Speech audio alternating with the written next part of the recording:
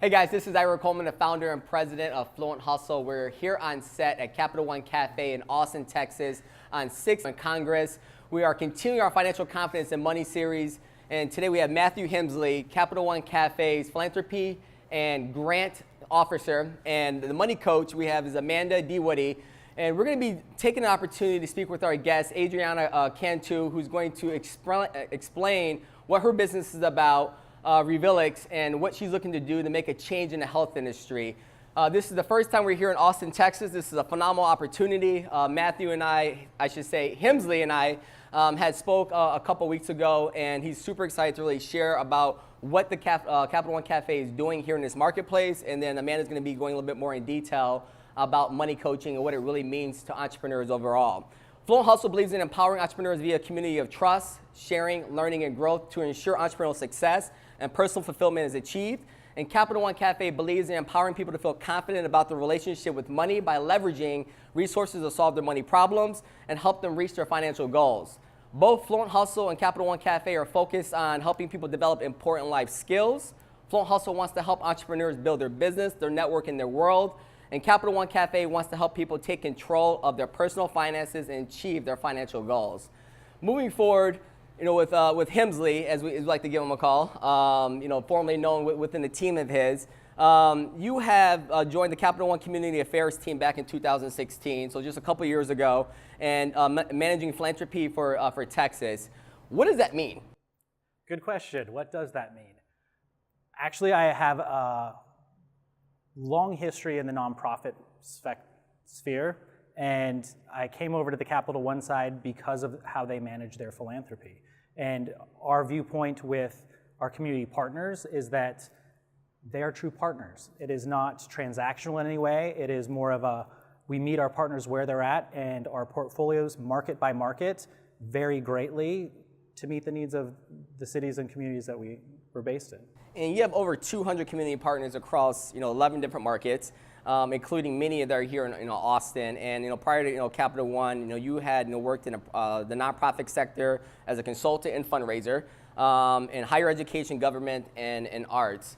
How is that transition to jump into managing so many different partnerships, and what do those partners look like from your field and your seat and what you're doing? Sure. So I like to think that I'm kind of the nonprofit and business world translator. When I get to sit down with our partners, it is not, let's do a whole PowerPoint presentation, let's do the pitch, let's do the things that you think that we want to hear. Yeah. It is, we have our Future Edge initiative, which clearly states the three themes that we're very interested in making an impact in, and just having those very face-to-face conversations and sitting down and having the honest chat of how can we help, not just fund, but through volunteerism and the actual philanthropic dollar, but developing programs that a nonprofit partner may not even have in their aspirational sphere. So we have very, very positive aspirational conversations of, if you had the means, what could we do together? Right. And when you and I had spoke over about a month or so ago, you talk about how special the Capital One Café has been. With Austin being a city of hustle and bustle, and so much really happening here, and things that are transitioning within its community. You specifically said this is a special place for your partners to take advantage of that. And I want to allow the audience to understand, what do you mean by getting your partners to really come in here and experience what you guys have to offer from a cafe perspective? Sure. And first and foremost, Austin, Texas is our first market in Texas that has traditional retail branches and the cafes. So it has been a wonderful test and learn situation for us, also hand in hand with our partners. So the whole setup of a cafe is to increase someone's relationship with their money, which is a super stressful relationship, but also it's just very welcoming. It's non-traditional. It is face-to-face, which is something that is near and dear to my heart about Capital One. No matter what level you're at, whether you're a customer or internal, we come together face to face. So with our community partners, this is their space as well. Like we view this as a community resource, and it's something that whether you're a customer or not, if you're a community partner, you now have a downtown office in Austin. Yeah. You have one up at the Domain as well. So we work specifically with our partners to either do financial literacy programming here, or they can hold their meetings here. we're evolving alongside of them with the market as well. And what I like in terms of what you're doing is that you're really looking at yourself as not just a person that can provide funds, but someone that you can find creatives, find a collaborative relationship, and really make sure that you can hopefully elevate these opportunities and partnerships you have going on, as opposed to just giving people grants. And what does that mean to you from a personal level to be able to have that as top of mind as you're going out there, building these relationships with your partners, but then also making sure the messaging is reciprocated the right way from the partners you're working with? Sure. So just going back to what I touched on earlier of having those dream big conversations, a lot of times with partnerships, it is building that level of trust that we're a financial backer and partner, but it is programmatic wise. We have thousands of associates in Texas that do skills-based volunteerism. So everything from hearts and hands to, we have marketing teams and HR that will go out and teach our workforce development partners in a space just like this, mock interview skills, resume building, LinkedIn updates, everything along those lines. So it is, we try to integrate all of our spaces as a resource, but also leveraging that with our community partners so that they know that it's not just filling their financial, their fiscal year, 1 year to the next. It is, if you could do these things, what would it look like? And then my job, I'm part of a whole team where our job is to help make those things become a reality and help guide that so that it's the right fit for the nonprofit partner, but also for Capital One. And you briefly touched on Future Edge. For the audience and many who haven't heard about Future Edge, it's a wonderful program, but can you elaborate a little bit further on that? Sure. So Capital One itself, the Future Edge initiative launched 3 years ago, and it is our commitment to share $150 million with our community partners over a 5-year span. And with that, it actually manifests itself through 3 pillars of building skills for the 21st century, which workforce development and education. It's a digital economy. We are a digital organization. So any way that we can help along those lines is where we stand up that pillar. And then small business development, we do anything and everything to make sure that the small business community is well supported, but also has resources that it needs. And then the third is financial well-being, taking it above and beyond just financial literacy, but meeting people where they're at. And money coaching is definitely a great manifestation of that, that we want people to have the best relationship possible with their finances, because that just comes back and builds community as a whole as well. And we speak about that, understanding, and we'll get to delve a little bit deeper into this, but understanding that personal relationship with money and the finances and how that is going to further elevate communities, especially in communities that don't have those resources easily available to them. And my understanding is that Capital One Café and your ambassadors and your teams are getting out into those communities that need all the support they can possibly get to make sure that you can provide that financial confidence and literacy across all levels. So what do you look most forward to? You're talking about this being the first cafe in the Texas space. What do you look forward to as you continue to grow? What's something that you're waking up every single day just grinning at and just looking forward to seeing what's going to come next? Well, my job in general, yes, but the situation in Austin, like the opportunity of it is test and learn. Capital One is very test and learn in how it pursues putting the customer first.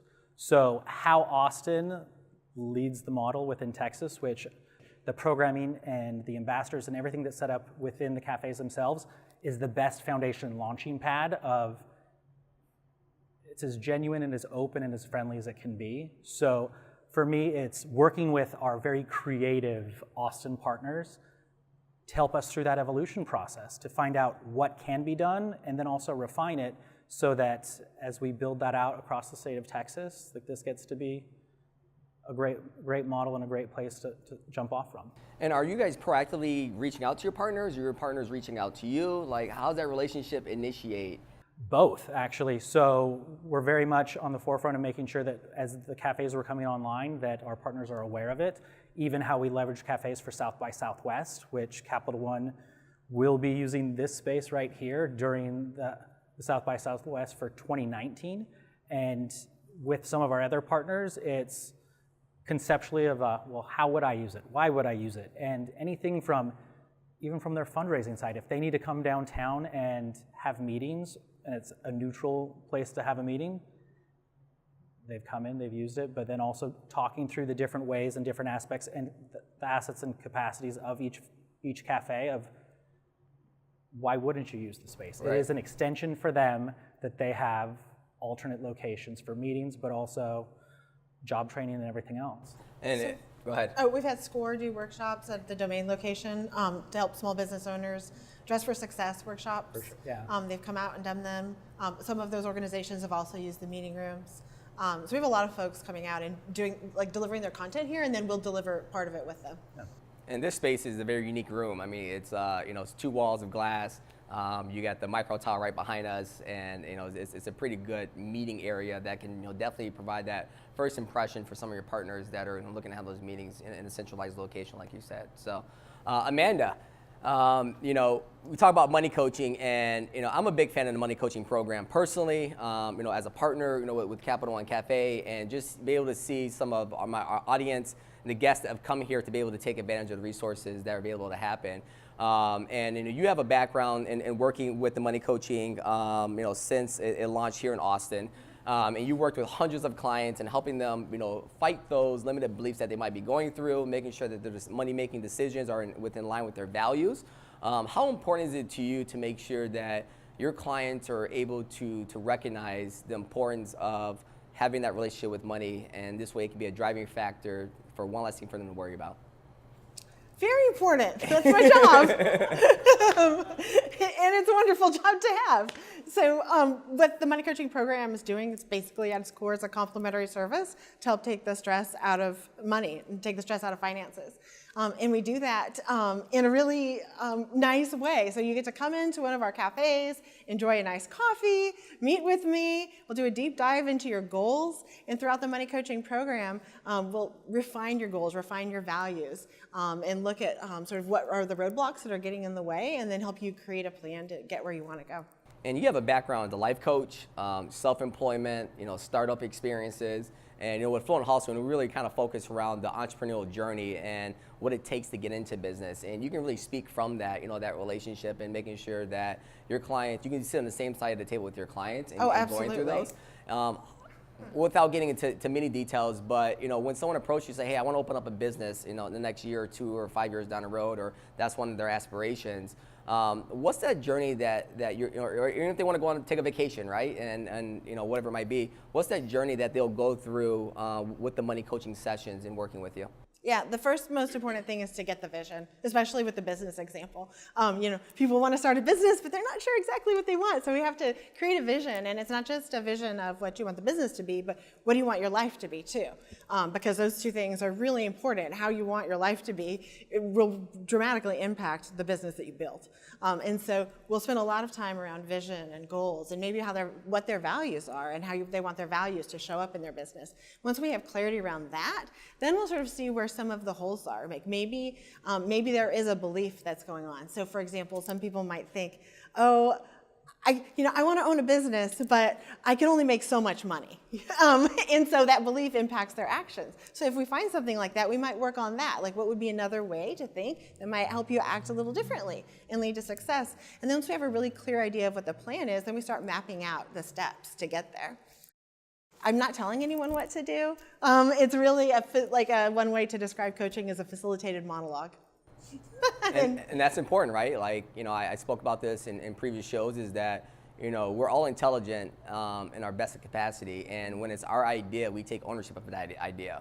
When you're telling me to go do something, I'm not going to accept it, right? I'm going to be reluctant upon it. But when I get that aha moment, and it's something that I've been holding within, and I come to the conclusion myself, I'm able now to take empowerment to move forward and obviously, embrace whatever that change might be. Yeah, well, you're the expert on you.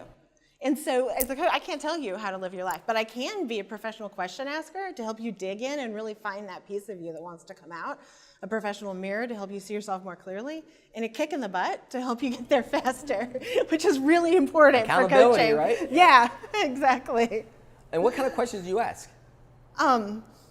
Well, it depends on the client, what they need. So like one of the things you say in coaching is ask powerful questions, but the reality is it's in whatever's in the moment. So I ask questions that are open-ended, and then lots of questions to help the client dive in to get what they want. Sure, sure. And you also guys, away from the money coaching sessions, you have a ton of workshops that are ongoing. Is there any particular workshops that people can be aware of happening soon here in Austin that are top of mind for you? Well, we're having a big event tomorrow night with Boss Babes, Yes. Which will not be tomorrow night by the time this show's maybe, but it'll be lovely. I don't know if we have anything on the books for money coaching workshops, but we do frequently have a workshop called Your Money, Your Values. That's all about diving into your values and then looking at your spending and how you're spending, how you're currently honoring those values with your time, money, and energy, and how you might want to see shifts. We have one called Talking Money with Your Honey that we did recently that's all about having meaningful conversations with your partner about money.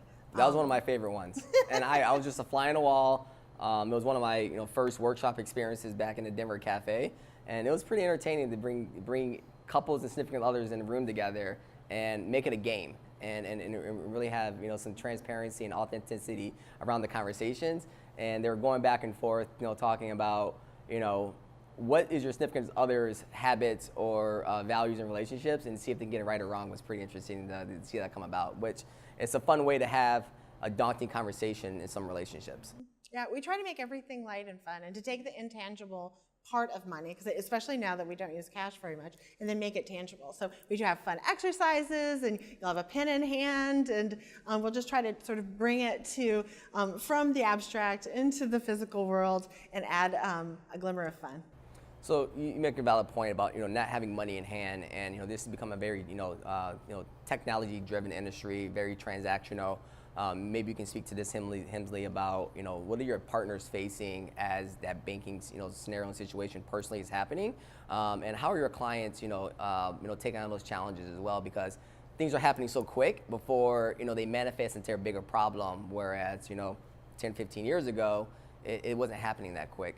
Sure, and I would just mirror what's been said, that the programs that happen within the cafe itself and how they're structured is to help the general public, our customers, our clients, but also our partners. That some of our community partners are within that high-risk population where digital banking leaves specific demographics farther behind than others. So even from Ready, Set, Bank and other products that we've shared with the community, they're designed customer first to be simple, usable, mobile, but also in person, so that wherever someone is at, there's an entry point to have that conversation. Love that, love that. And we're gonna get our guests up here today. You ready? Ready. All right, we're gonna take a quick break while we mic change this thing up. Hemsley, thank you. Thank you.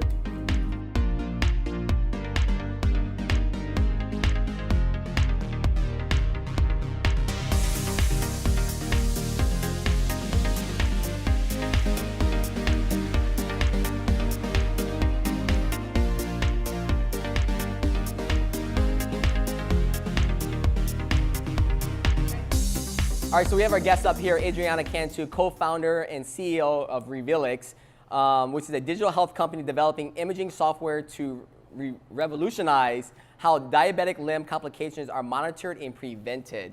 Now, you have a pretty strong background in the health industry, and you decided to bring this business together by being on the front end of the situations that are coming across with diabetic issues and clients and patients that have dealt with losing of their limbs. Right. How did that come about? What does that that business model look like? And we'll just understand who you are first. Yeah, so happy to be here. So thank you for inviting me to participate in this.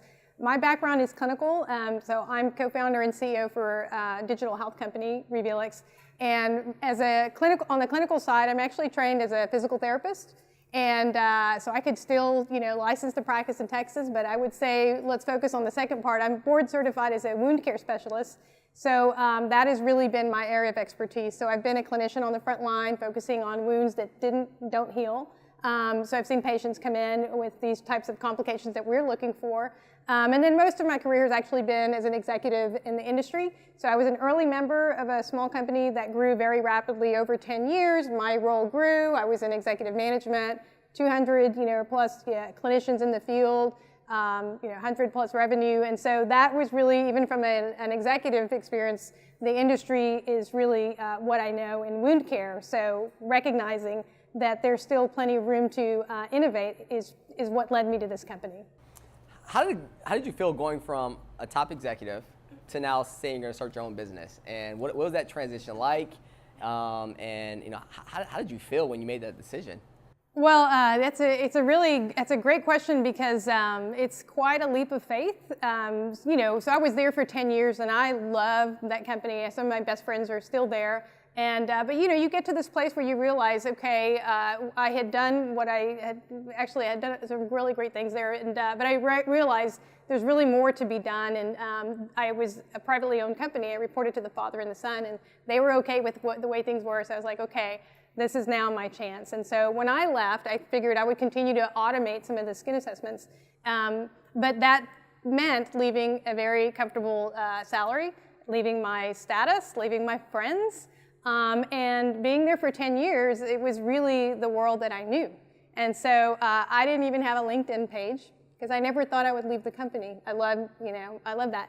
So it was just this trust that I would figure it out again. And so it was very daunting, but it's been a journey to rebuild my LinkedIn profile, but actually to build my network around this position, which has been well worth it. And you talk about walking away from a cushion salary, right? Yeah. And that's probably gonna fall right in line with Amanda's conversation and dealing with that.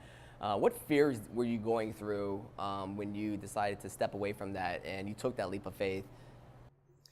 A lot of it was about identity, not knowing yourself. I mean, in that role, and I had grown up in that company, so that is what I knew. And it was this sense of looking at my path and saying, could I do it again? How do I fit into the other world, which is, everything else? And then, the salary I had, is that something that I could, find again? So it was just not knowing. So it was really when I recognized this opportunity to start this company, it happened, accidentally, but beautifully. I met my co-founder at a medical conference and just really immediately recognized the opportunity. And that's when I was very thankful that I had been a good steward of my money and in a position to try and start this company. But those fears are legitimate. And so having the ability to really, reconcile what can you do financially, what are you prepared to take on and start that journey. How has the shift from being an executive to being the CEO of a startup, how has that shift changed how you view yourself? Yeah, that's a really interesting question because I feel like I work the very same way that I did in that company. It's just the way that I work. If I'm in the hospital, I'm all in. And I'm constantly looking for ways to improve and, make things efficient and just really make it, deliver quality care to those patients. As my career has moved on, my role went into senior positions and I realized, okay, I'm not in front of the patient anymore, but my ability to impact them is here. And now, but as I grew, I had to let go of, I love being with the patients, but what I do know is what it's like to care for a patient directly. So now I'm saying, okay, how can I bring technology to benefit those people on the front line so they have the tools, they have the means to deliver the very best care to the patients. And so that's really my role. It feels the same. So I own this differently. It's how I work. So there's a title in this case, but it feels good both ways. And having that that experience directly on with the customer is always front of mind with you when you're moving forward within your business. But you're in you're in the medical industry and you're in the tech industry, and they're both driving forward really quickly, right? Right. What are some challenges that you're facing? To stay competitive, to get people to understand that it's important for your product of imaging is going to be crucial, in the future to make sure that you are taking care of the client, the patients moving forward. Yeah. So it's really interesting because coming from the clinical side, you're like, great, this should be like a no-brainer. You can totally, bring a product into the market. Well, so here I am, a CEO of a tech company, but I'm clinical. So it's a really steep learning curve. But I have a phenomenal co-founder who's been a serial entrepreneur and successful there. So there's a lot of learning that goes into. But now, I've really I feel much better. I understand very much about what it is that we need to do to get that to the market. It really is a journey, and bringing in great talent. I have one of my team members here who's joining the company that will really take our product from where it is now as an imaging solution into the market by next year. And go ahead. Oh, no, I just remember being part of being invited. I have a background in healthcare IT prior to being a coach. And so I remember being a tester early on in the product development. I'm really curious about the product development process. Yeah, so what we're doing is we're developing, that early detection of limb complications. So the types of things we look for: wounds, infections, and then the complications after that are amputation. So being able to, in a non-invasive way, meaning no contact, pick up on those complications. So a doctor has the ability to have that patient in front of them, get insights about their limb health immediately, and really put a plan of care into place for that patient. It's the type of things that, not recognizing that if someone has diabetes, or anyone with diabetes, about 1 in 4 will experience a small wound that will not heal. And so that's the type of things that we can prevent, and we're looking to prevent. So that product journey is really from testing and making sure that it can be useful. And a lot of it is just advancing the core image processing. So that's all tech. So my clinical background is great. You're still a steep learning curve to understand how do you actually then sell that into the healthcare market. The regulatory constraints, the reimbursement, all of that is a huge learning curve. So I'm thankful for my background, but now I've added a few more layers of how to do this to my background. And what I love about, you talk about the clinical experience, you talk about the tech learning curve, but you have been very resilient in learning as much as you possibly can. You're involved in these different accelerators. You're becoming more well-rounded about what can you do within your industry that's different, but more important, how do you make yourself better? How do you make yourself better as a leader? How do you make yourself better as an owner of an organization and a company that is in a very competitive and difficult industry itself? What have you learned going from managing other people, managing another company's finances, which were not yours, to now you're managing more intimate relationships they're bringing onto your team, and now you're managing a finances that are directly tied to you and your well-being? Yeah, they are. So, I've always been a good steward of my money, other people's money. And so you do recognize, you're responsible, especially if you're in a leadership role. But as in touch as I was, in the other company, boy, is it very palpable what you're doing here. I would always hear people say early on, it's like, hey, whatever your plans are for this company, you need to have twice, give yourself twice the runway and twice the time. Like, it sounds great. Well, it's true.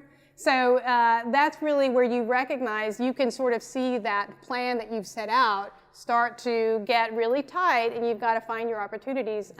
One of the things with money coaching, you nailed it, was really understanding what your resources are. Part of it is the money, but part of it is where you spend your time, how you spend your energy, because there's only a few things that you do have control of when you're trying to build a company, and it's that. So being able to understand what needs to happen first, what's your vision, how will you get there? There's so many ways that you can pull from your community. Money coaching is one of those avenues as well. So over time, how have you been a steward of your precious resources, your time, money, and energy during this process? Back to the way I work. I love my work. So I work, it's just what I do. I love, when I was in the hospital, I loved what I did there, and then you couldn't really work on patients because you went home. But every other job I've had, the other job. So the other job and then this one, it was sort of a 24/7, but it is, you fall in love with your work. Now, obviously, I have a life, so I have friends, and I have, I have other things. But so it's a tough question for me, but I happen to be fulfilled by thinking about my work. So when I want to relax, I actually I go and think about my work, but then I have to do work to actually move things forward. But that relationship is important to keep in check. In terms of being a good steward of money, what does that mean to you? In the case of the startup company, that relationship is knowing that I'm doing everything I can to position the company for the next phase, which is to get external investment. So it really is important that I have really spent my money wisely, done the due diligence, so that I have de-risked as much as I can with my own funds and time, so that I give the company the position for our next phase. You're not the only person that can say, hey, I'm going to go find my own time and relaxing and think about business. You did, yeah. Good job. I was like, Am I the only one in this world No, that does that? you got No, it. I'm not. So let's kind of jump back to when you were in your corporate career, leadership, executive leadership, and you noticed that there's some change about to happen for yourself. What did you do to start preparing yourself for that change? And did you already have in mind that you were going to start a new business before you walked away? Or what did that look like? I did not. I did not.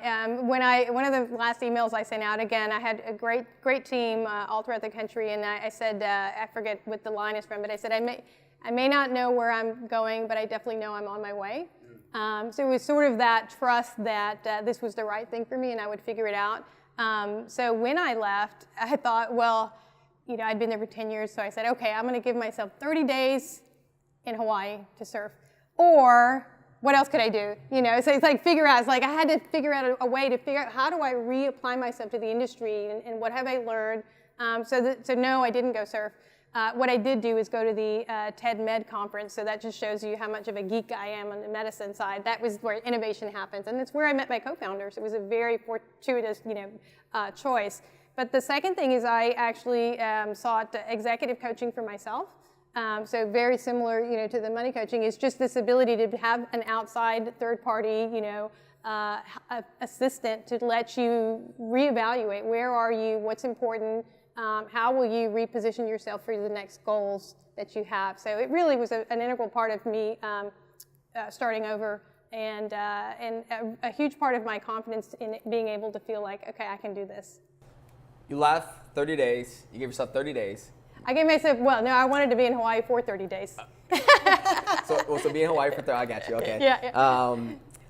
And what was that timeline to, you went to the conference, you met your co-founder. How soon did you two come together to say we're going to start? So the funny thing is, Scientific American offered 10 people an opportunity to go on this VIP excursion through the TED Med conference. So I was one selected. My co-founder Gary was also selected. So the very first breakfast, so I show up, I was excited.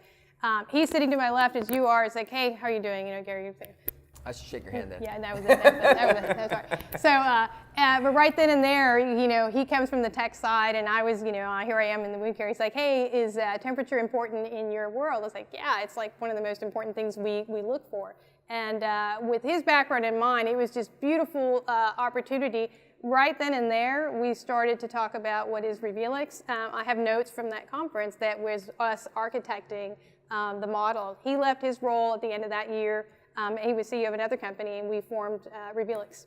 You think that was a question for him to seek someone else to come on board with him, or was it just a genuine conversation starter to see what solutions can come together, and just turns out that there's two people that had the same passion and energy to make a difference? He was a serial entrepreneur, had had a successful exit, and he knew the roadmap, for certain like mobile, technology. So it was him looking to actually come into the healthcare space. I happened to be the person that had, it was just a perfect match of our backgrounds and ability to actually take this on independent, together. So that's what we did. It was just so you never know when opportunity will come up. I did not plan to start a company this way, but it has worked out. That's awesome. And so you've been a part of a couple of accelerators. One I want to talk about in particular is Div Inc. Yeah. And how much of a support they've been for a driving factor to your immediate success out the gates. And giving you a place that is comforting and uplifting and elevating. Can we speak about that relationship? Yeah, I'm happy to. Div Inc. is an accelerator program that focuses on women and ethnically diverse founders. They are really, I consider them family now, because I was in the first cohort. They have a phenomenal team of advisors. I mean, anybody in the audience that is thinking about starting a company, please, reach out to the folks at Div Inc. Pay attention to what they're doing. But it's the type of network and community that, very much is like what's being created here, where there are resources, there are experienced people who are willing to, sit down with you for a little bit. But that program really is going to proof your business, kind of get you ready and get your business model ready. And to me, it's one of the most important programs that I've been in, and I've been in a lot of great ones, but they're very dear to my heart. So here in Austin, Div Inc. is a great place to look into. What was the impact of that program for your business? Well, the impact was, and I was, going through my journey, but the impact was they have a very structured curriculum, which is a proven one, modeled after a proven one. So they really take you through going back over your model, making sure that you've patched up some holes, getting better with your messaging, knowing that you've got all your monetization, locked down, so you can really be in a position for investment if that's what you're seeking, or how you're going to self-fund that, to continue to bootstrap. But the relationships are integral. I mean, I think before you ask for external investment, you need to ask others to invest their time, because this is the type of role that you cannot do on your own, and you need people to, provide input, to provide, that mirror, as you were talking about earlier, to make sure that you stay on track. You get an executive coach, you join Div Inc., you've done some other accelerators. Over the course of this journey, what have you learned about yourself that you didn't realize at the very beginning of being a CEO? I think, my mom used to say I was stubborn, but I think the adult term is resilient. We'll go back to that one. Yeah, persistent. But I think it's in movies is how I was born. But I am, I'm self-aware enough to say, okay, when the signals are there that say that this you need to stop, I'll stop. But I haven't had that. It's really been a lot of, affirmative signals. And so it's my job just to keep, trying to make something out of that. And so fortunately, I have been able to be persistent and endure some of the trials and tribulations as you figure out what's your product market fit, what's the right way to get into the market, who are the relationships. So I've been fortunate to be able to make my way through and endure that. But I guess it's just resilience, the hustle. Back to the hustle. It takes a lot of that, and your community. So you've been pumping your hustle muscle? I got my hustle muscle, I like yeah. that. Like ripped. The hustle muscle. I'm ripped right now. You can't tell, but I am ripped. Fortunately, you've been able to take advantage of the money coaching sessions that Capital One Café has to offer. You worked with Amanda. Right. What was your experience in realizing what that resource is about, and was there a moment of aha that might be useful for other entrepreneurs and individuals of any kind that they can take advantage of? Yeah, well, first of all, I was not aware of just this particular program or the offering, and so it was really a neat moment, because you are very much in a you doing what's in front of your face. And so what I think many of my colleagues would say who are entrepreneurs is, you don't stop. You're constantly figuring things out. So what's important about our, money coaching was just the ability to say, Adriana, where are you? What do you feel are some of your limitations, or where do you want to be? And I know where I want to be, but I also needed to have the question is like, what do you think might stop you or prevent you from getting there? Or even if you get there, you're going to be exhausted. So it was just sort of this back and forth of having someone make sure that I was putting safeguards in place, because it's something that you don't do intrinsically probably as often as you need to. So I would encourage those of you, listening, when you are thinking about starting a company or you're in it, make sure that you, take a look at some of the resources here and take a moment to stop. Have someone very lovingly, push back a little bit and make sure that you are not missing any opportunities. You're putting those safeguards in place, because if you are very clear about your vision, they can help you get clear about them. But it's a great resource, so I'm very thankful for our time. Yay! Yeah. And I know before the show, you had mentioned, your guard came down when you had an opportunity to walk in, and there was no expectation of saying, hey, bring your financials. We're gonna get a magnifying glass and we're gonna go over, scrub the numbers, right? Right. And when people hear like, hey, I'm gonna go talk to a money coach, that's probably what they're walking into. And they're getting their bank statements, they're getting their credit card statements, and they're feeling like, holy cow, I'm overwhelmed already. And now I gotta have the conversation that many people might be resistant on even discussing, because they're not proud of what that might look like. You open up the hood on the car and realize that, you got a dirty engine, you gotta fix it. You don't wanna get your hands dirty to figure it out, right? Yeah. So when you were bringing that up, outside when we were talking, that's something that continues to come up in conversation with the individuals that are going through the money coaching sessions. Is like, it was about me first. It's about understanding who I am and where I'm at and where my goals are going to be in the future. and then reverse engineer it back to, okay, well, if you want to get there, now we got to do some dirty work and figure out how to get you there. Yeah, it's a really important point because it really, for me, financially, I had that, but it was just figuring out, it's your money, time, and energy, you said. So having that opportunity to just be able to show up somewhere, have a very trusted, coach to say, okay, I got where you are, I see where you want to go, and letting you, troubleshoot through that was really helpful. And I made some changes based on our session. So I got a couple of things knocked down. I mean, it feels great. So that's a really great opportunity that you guys offer the community. Aw. It's such a wonderful job. And one of the things when you're talking about people don't have to bring their financial statements, no. And it's not like, we try to make the conversation, the whole experience to be as casual as possible. So you don't feel like you're gonna, I say like the suit behind the desk. It's like not an we're audit. sitting Yeah. beside Yeah. each other. And then also, I would say that this is a service for anyone. Like, it doesn't necessarily mean that you're in trouble if you come to money coaching. Like, that's not your case at all. No. It's more like, I want to have a conversation, I want to realign my goals, or I want to figure out what the next step is a lot of times. And so it's really for like a wide range of different types of things that people might want to talk about. Yeah. I want to know the next step, I want to grow in some way. And that's really what coaching is all about.